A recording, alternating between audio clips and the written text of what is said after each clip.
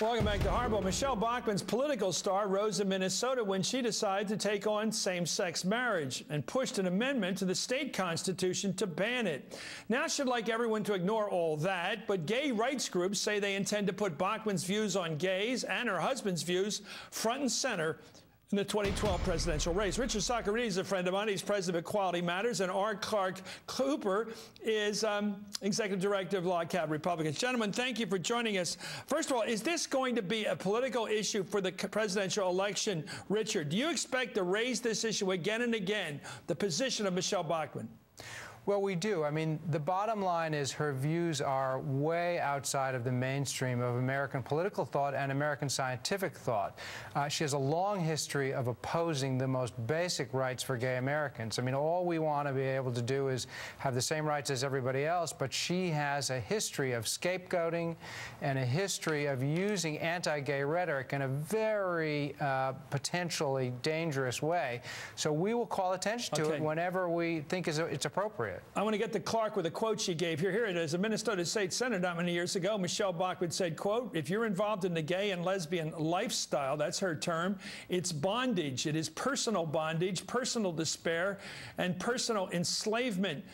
I mean, she makes a big distinction between orientation and lifestyle. I'm not sure what that means exactly, Clark. Are you comfortable with the way she even talks about gay issues politically?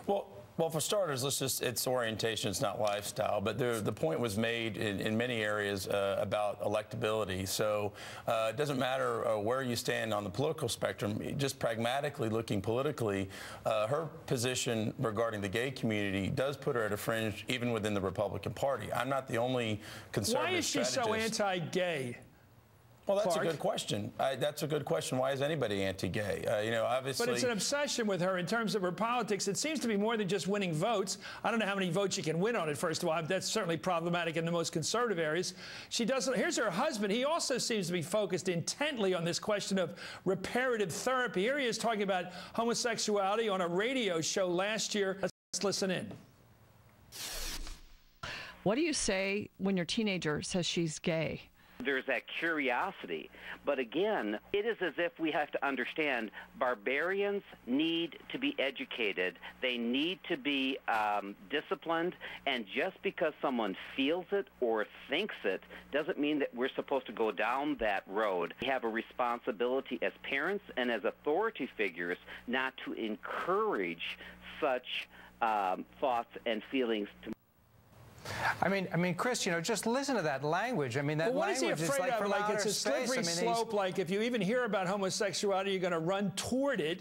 I mean, it seems to me people who are gay. They know it from a fairly early age. They accept it. They try to make the best of it. They live a good life if they can. Obviously, you know, Richard, you know all about this. And this idea that if you hear about it. Yeah, well, that's right. And this idea that if you hear about it, you'll be so enticed by it. If a teacher's gay, you'll want to join him or her in this orientation. It seems like it's scary to people like her and her husband. So scary they've formed this institute to talk people or pray them out of the gay orientation. What do you make of this? Because I thought this was going away. I thought the American people had moved dramatically. You know, I think it is going away, and I think that this is some of this language is a throwback to the old days when you know, anti-gay rhetoric could be used to excite conservative base voters and to excite people about particular candidates. But I think that, you know, these scare tactics don't work anymore. This is a very mainstream issue. I mean, in New York, where we got you know, same-sex marriage through just last month, I mean, it was the Republican caucus. Well, yeah, with some wealthy guys too. Okay, let's not overstate the overwhelming Republican push for same-sex marriage, Richard. I mean, let's go to Clark on that. Mainstream Republicans who are I know. for this. Let me give you one example. Bush, okay, Ted give you some. Yeah, there's some, and you're right. Some. Richard, you're trying to proselytize across the aisle here. Take a look at New York Mayor Clark. I want you to get in here in a second. But here's Rudy Giuliani cautioning the Republican Party against getting involved in this kind of gay marriage issue. Let's listen to the former mayor. I think that marriage should be between a man and woman, but I think that the Republican Party would be well advised to get the heck out of people's bedrooms and let these things get decided by states. I don't know what the heck the Republican Party wants to do getting involved in people's sexual lives and personal lives so much for. Stay out of it. And I think we'd be a much more successful political party. Clark, you know, my dad used to go to bed at night worrying about the national debt, worrying about fiscal responsibility. I do occasionally. I do worry about $14 trillion debts and bigger than our GDP. I'm with Grover on at least the idea of dealing with spending. I wish he didn't want to try to pick the fight on that front. It's his intransigence on the other stuff. But this thing about, are there Republicans in your party that go to bed at night, straight people, worried about gay people? No. Most Republicans well, then why are this focus spending. here? Why this focus here?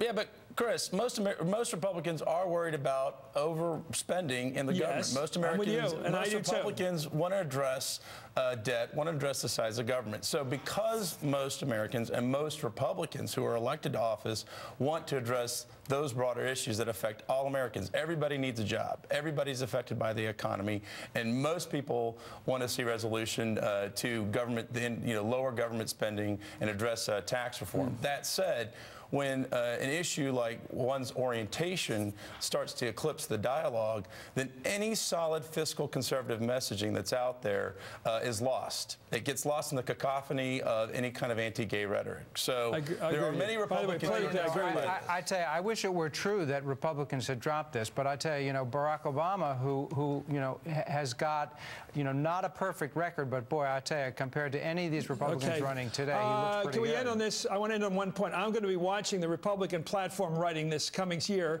and if it's in there, I'm going to jump on it. If you get rid of it, we'll get rid of it. I'm still thinking the Republican Party, Clark, is still going to jam in something on the sacredness of marriage, and therefore they don't like gays. Anyway, thank you, Clark Clifford. Thank you, Richard Socarides, for coming Cooper, on. By the way, it is being addressed within the party. So, and Barack Obama's failed economy, his position there, that affects everybody. You got to go. I'm sorry, Clark, you got your shot in there, and I appreciate that. Up next, Scotland Yard's top two officers resign as the Rupert Murdoch phone hacking scandal explodes again and again. Just how tight were Britain's